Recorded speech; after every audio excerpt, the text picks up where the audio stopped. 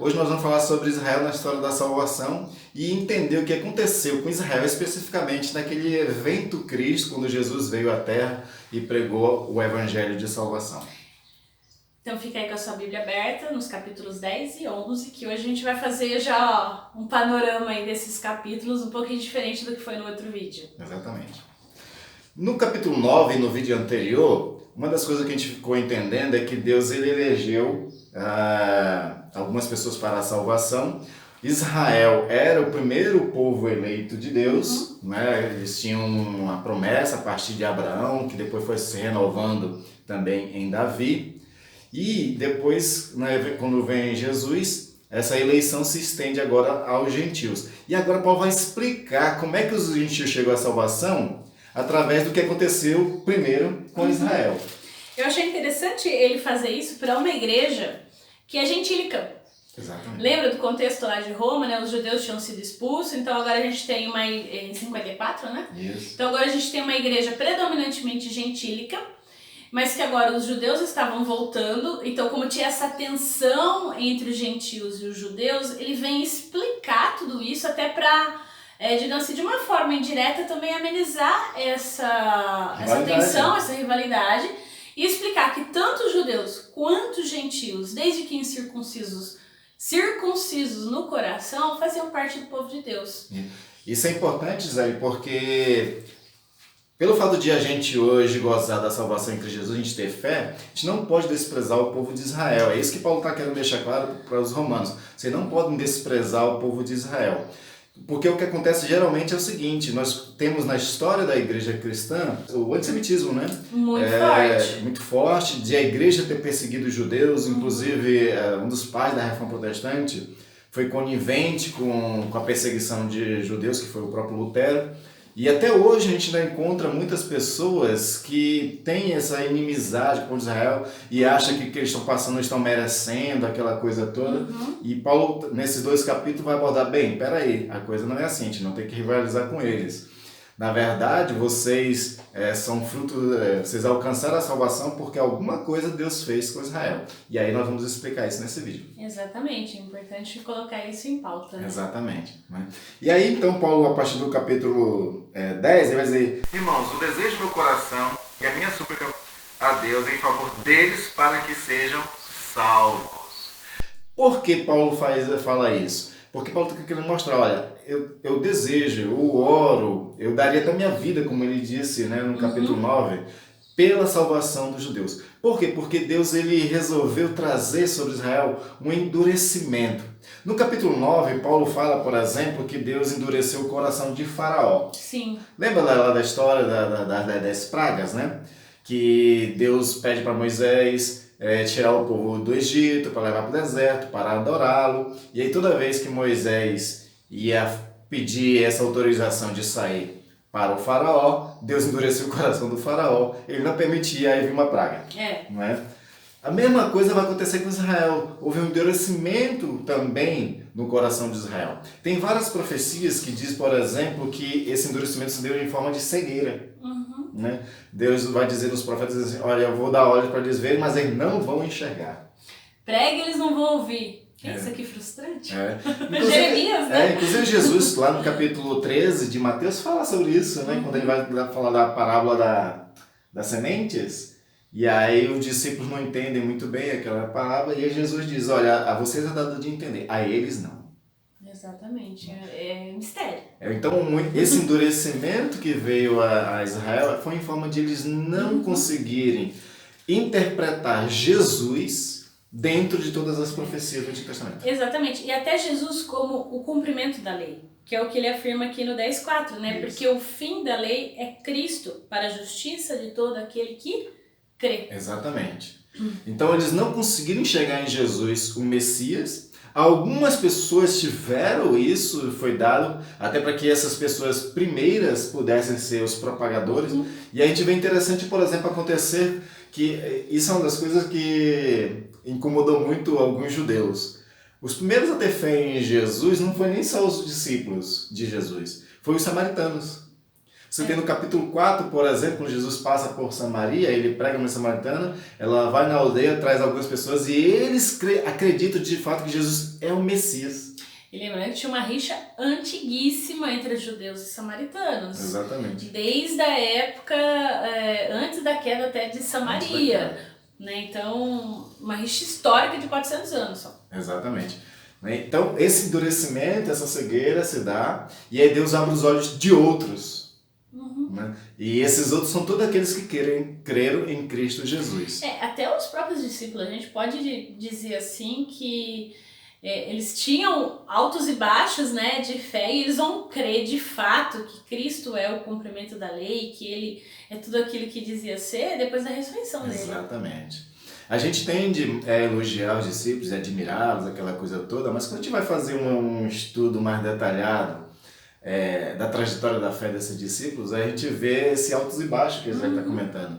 Você vê, por exemplo, momentos antes de Jesus ser entregue, alguns ainda duvidando de Jesus, ou, por exemplo, né, acontece o caso, não sei se foi André ou Felipe, que chegou para Jesus e diz assim: Jesus, nos mostra o Pai, isso nos bastará.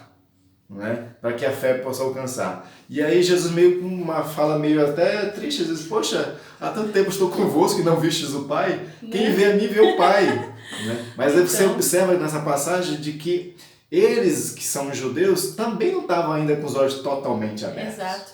E é interessante a gente pensar que aqui Jesus, como então o fim da lei, ele torna a lei obsoleta. Exatamente. Porque ele cumpre toda a lei. Né? E isso era algo totalmente novo. Então, eu acho que no fundo, né, os discípulos e todos aqueles esperavam, tipo, vai ter que ter alguma obrigação, alguma coisinha tem que fazer. Mas não, ele faz tudo, né? Isso é importante que a Gisele está comentando, esse texto que ela leu, porque agora vai ter uma mudança de paradigma, de mentalidade, porque os judeus se gloriam do quê? De que eles têm a lei, de que eles obedecem a lei. Né? Pelo menos em parte eles cumprem, e aí quando ele não cumpre ele faz um sacrifício. Né? E aí esse texto vai dizer o seguinte: agora, quem é da fé usufrui da eleição independentemente da lei. Exato, porque Cristo cumpriu a lei. Exatamente. A gente já falou sobre a lei em vídeos anteriores, a importância da lei para nossas vidas, mas ela não é fator de salvação, como a gente já abordou também. Hoje a lei ela serve para nos guiar, a gente saber qual é a vontade de Deus para nossas vidas, mas é a fé que nos leva a isso. Então, para que a gente alcançasse essa fé, veio a cegueira a Israel, o endurecimento. Por isso que Jesus vai dizer que os fariseus, principalmente, eram cegos, guias de cegos. Né? E até para reforçar essa questão da fé para a salvação e não mais a lei, né, que Paulo fala aqui a partir do verso 9 do capítulo 10.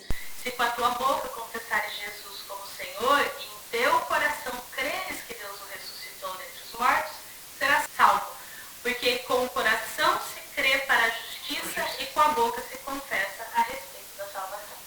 Se a fé agora é esse recurso para alcançar a salvação, agora não mais como o judeu pensava, então Paulo vai dar uma ênfase agora na importância de pregar o Evangelho, porque é através do Evangelho que o Espírito, que é Jesus, aborda de que a sua palavra é Espírito e vida. Então, a partir da pregação, o Espírito atua através do Evangelho para gerar fé no coração das pessoas. E o que a gente tem, então, olhando para Israel, né, é que Israel, primeiro, rejeita, então, a justiça de Deus, que é Jesus Cristo. Exatamente. E também ele não pode alegar que não teve oportunidade, porque ele ouviu a pregação. Exatamente. Ele ouviu, teve profetas, ele teve quem pregasse a respeito da salvação. Porque, na verdade, muitas vezes a gente pensa, né, Abraão foi salvo pela justiça? Não, pela fé. Né? No fundo, só cumpria a lei quem tinha fé.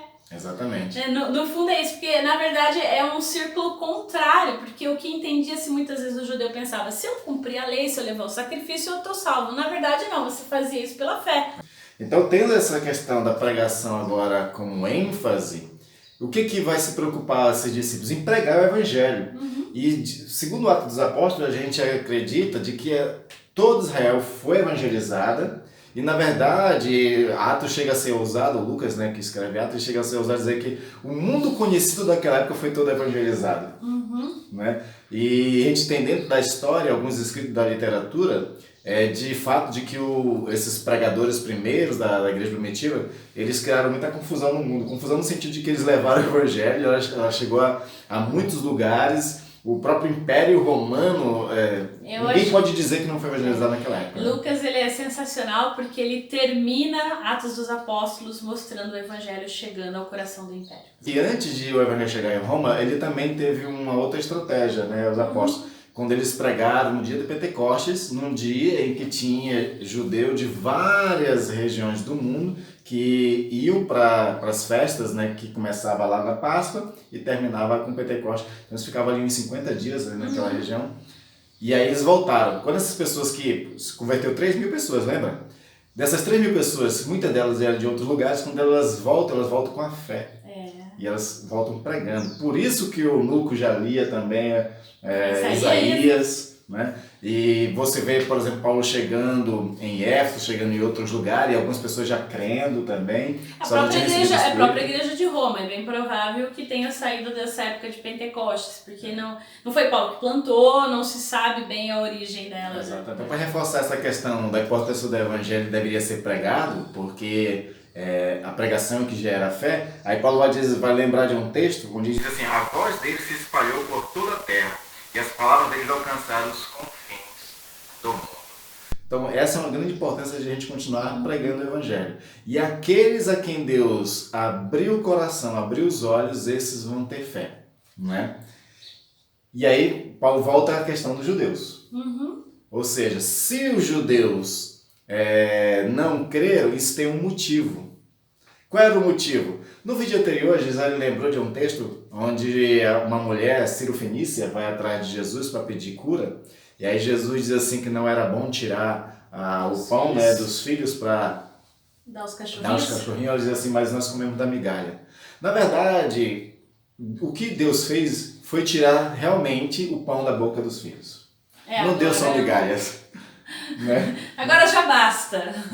Então ele não deu só migalhas, ele realmente tirou da boca dos filhos, que era o povo de Israel, e deu aos gentios. Tem um momento na história de Paulo que acontece uma coisa muito interessante. Ele evangelizava, ele diz que ele primeiro evangelizou os judeus, só que teve uma hora que ele foi tão rejeitado, tão apedrejado, que ele, lá em Atos, aparece dizendo assim: agora eu desisto dos judeus e vou para os gentios. E aí, lembrando também de Atos, Deus revela em sonho para Pedro que existiria também essa possibilidade da fé alcançar outro que não só judeus. Exatamente, que é aquele sonho que ele tem do lençol que se rasga, que tá todos os bichos, e Deus fala, mata e come. Ele, como assim? Então, assim, realmente essa revelação do próprio Deus que agora deveria ser pregado aos gentios, não mais apenas aos judeus. Está lá no capítulo 10 de Atos, onde é a conversão de Cornélios, né? Que você está lembrando. E é legal essa figura de linguagem, essa metáfora usada dos animais impuros que descem no lençol para Pedro comer, porque o judeu ele considerava o gentio uma pessoa impura. Sim. Né? Então eles comparavam os judeus a porcos, para você ter uma ideia. Quando no século XV houve uma conversão de judeus ao cristianismo por obrigação, né? Que não sei se você lembra da história, mas boa parte da Europa ela foi dominada pelos muçulmanos, turcos otomanos, né? Quando o cristianismo católico restitui a Espanha, né, de volta, eles resolvem obrigar todo mundo a ser cristão. E aí os judeus que já estavam estabelecidos lá, que não queriam ser expulsos da sua terra ou perseguidos, eles resolvem mudar e se tornar cristãos. Eles adotam nomes espanhóis e portugueses, né, para poder se igualar a todos. É por isso que você vai ter os cordeiros, os pinheiros, os oliveiras, todas essas pessoas são antigos judeus, né, dessa época. E aí os judeus que não se converteram chamavam esses judeus convertidos de judeus marranos, que no original isso quer dizer porcos, ou estavam chamando os judeus convertidos de porcos, de tanto que eles odiaram essas pessoas. Então sempre o gentio foi uma espécie de uma raça impura, né, para os judeus. Por isso que essa ideia do lençol foi exatamente, muito propícia, até porque né? tem aquela questão da dieta alimentar, tão reforçada, né? Exatamente. Da Torá. E aí então, havendo essa rejeição de fato dos judeus, é que Paulo vai agora para os gentios e o evangelho pode ser pregado para os gentios através de Paulo, de Pedro, né, como esse texto que foi lembrado agora. Então, isso que nós entendemos, isso que o capítulo 10 e 11 vai abordar, e se você ler com cuidado, você vai perceber isso. Foi necessário a cegueira de Israel, foi necessário o endurecimento do coração deles, para que houvesse um interesse de esse evangelho extrapolar as fronteiras judaicas e chegar aos gentios. Até como ele começa, né, o 11 dizendo, né, terá Deus porventura rejeitado o seu povo? De modo nenhum, porque eu também sou israelita de descendência de Abraão, da tribo de Benjamim. Deus não rejeitou o seu povo, a quem de antemão conheceu. Ou não sabeis o que a Escritura refere a respeito de Elias, como insta perante Deus contra Israel, dizendo: Senhor, mataram os teus profetas, arrasaram os teus altares, e só eu fiquei, e procuram me tirar a vida. Que lhe disse, porém, a resposta divina? Reservei para mim 7.000 homens que não dobrarão os joelhos diante de Baal. Assim, pois, também agora, no tempo de hoje, sobrevive um remanescente, segundo a eleição da graça. E se é pela graça, já não é pelas obras. Do contrário, a graça já não é graça. Então ele vem falar então de Israel, desse remanescente. O que a gente poderia falar sobre isso? De que dentro daquele povo todo de Israel, Deus ele resolveu fazer com que alguns, não é, fossem abertos os olhos. Ou seja, então Deus não rejeitou Israel inteira. Mas tem um remanescente. O remanescente são aqueles que ele... Né, você tem os apóstolos, você vai ter os primeiros convertidos judeus, e essas pessoas que eram e tinham conhecimento da Torá, da palavra, das profecias, para essas pessoas serem a autoridade da pregação. Né? Então esse remanescente, esses que não dobraram o joelho, claro que eram muito mais do que 7.000, né? O texto lembrado lá de Elias, né? É só para poder usar como uma analogia nessa questão. Então houve muita gente, e o próprio Paulo se coloca dentro desses que foi o não rejeitado. E ele vai falar que a rejeição de Israel não é final. E não é final, exatamente. Que é o verso 24, né? Isso. Que ele fala assim: pois se fostes cortado daqui por natureza era oliveira brava, e contra a natureza enxertado em boa oliveira, quanto mais não serão enxertados na sua própria oliveira aqueles que são ramos naturais? Exatamente. Ele usa agora uma analogia fantástica, né? Que é da questão da... Ele fala da oliveira brava e da oliveira boa. A oliveira brava é os não convertidos judeus. A oliveira boa era o convertido. Aí ele enxerta Deus, né? Deus enxerta os gentios na oliveira boa. Né? Interessante essa história de oliveira, porque Deus sempre gostou de usar a metáfora das árvores. Você vai lá para Isaías capítulo 5, onde ele fala, por exemplo, da videira, né? Que ele plantou uma vinha. Ele fez de tudo para que aquela vinha pudesse produzir bons frutos, e quando ele chega lá, o que ela produziu? Frutos maus. Frutos maus, e ele usa até essa expressão, que era brava também, no sentido de que era amargo, que não era bom a uva produzida, ou seja, é uma referência de fato a Israel. Quando você vem no Novo Testamento, você aparece ali Jesus também usando essas metáforas de videira e de figueira, e eu acho que da figueira é uma das mais interessantes, porque aquilo foi um ensino para os discípulos. Jesus estava com fome um certo dia, né? Ele vê uma figueira e vai lá e não tem nenhum fruto. Cheia de folha, né? Estava florida, eu acho que era primavera, mas não tinha nenhum fruto. E aí ele disse que ninguém mais comeria fruto dela. Aí eles vão embora, quando voltam no dia seguinte, passam pelo mesmo lugar, os discípulos percebem que a figueira estava murcha.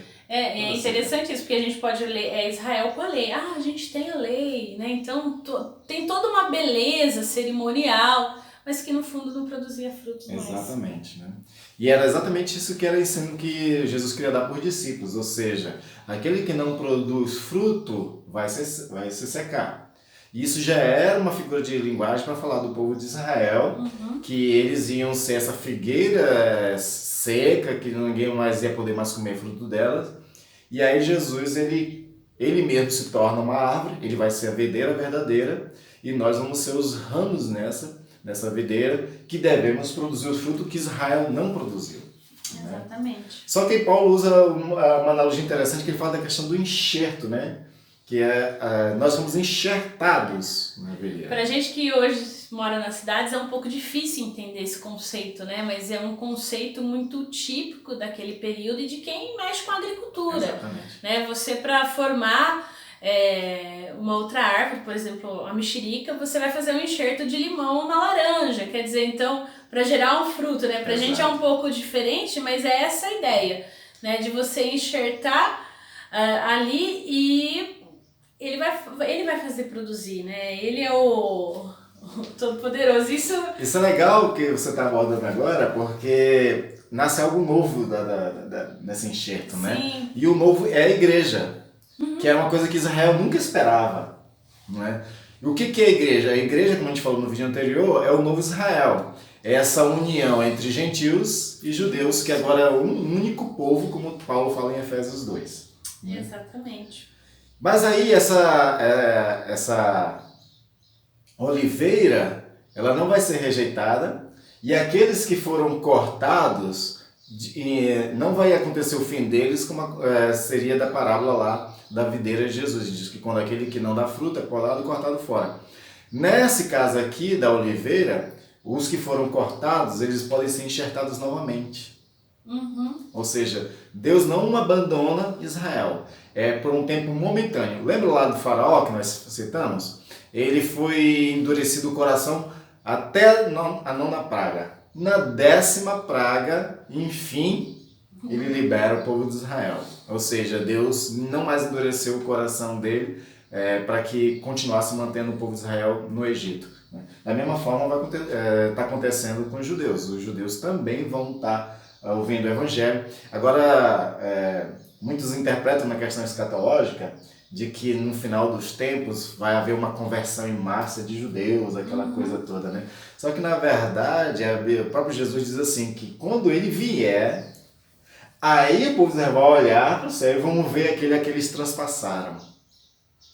Ou seja, a conversão definitiva de Israel acontece não por uma pregação, como estão tentando fazer hoje, né? O pessoal tenta tudo evangelizar o judeu, que é legítimo, né? É tarefa da igreja realmente fazer isso. Mas a conversão definitiva de Israel vai acontecer quando Jesus voltar em glória. Ele em pessoa. Ele em pessoa.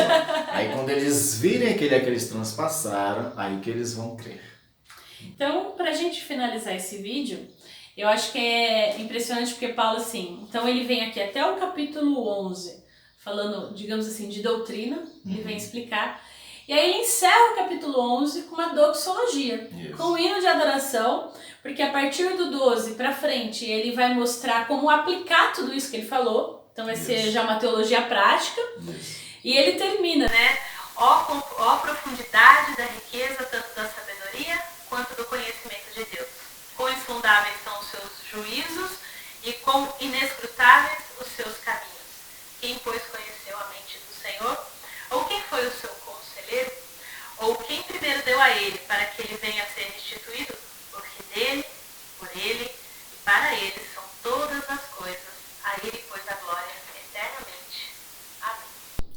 Esse louvor que o Paulo está fazendo agora, essa doxologia, é de ter entendido a sabedoria de Deus, né? Desse processo todo de trazer a fé, de endurecer o coração de Israel para alcançar os gentios e depois resgatar esse pessoal de volta. É impressionante porque ele vai falar assim, quem vai entender a lei de Deus? É só ele, né? Por mais que a gente possa tentar, né? A gente tenta aqui entender, explicar, interpretar, conversar, mas o fato é que é algo que por mais que a gente aparentemente entenda, ainda tem muito a se entender, a se revelar ainda. Isso é maravilhoso, né? E aquilo que dá para entender até agora, é nisso que nos gloriamos, é nisso que Paulo louva a Deus. Porque aquilo que a gente conseguiu entender já mostra uma sabedoria inexplicável de Deus. Que a gente possa também, aquilo que a gente entender, louvar e bendizer o nome do nosso Deus. Exatamente. Até o próximo vídeo, que agora nós vamos abordar sobre o que você como cristão deve fazer. Até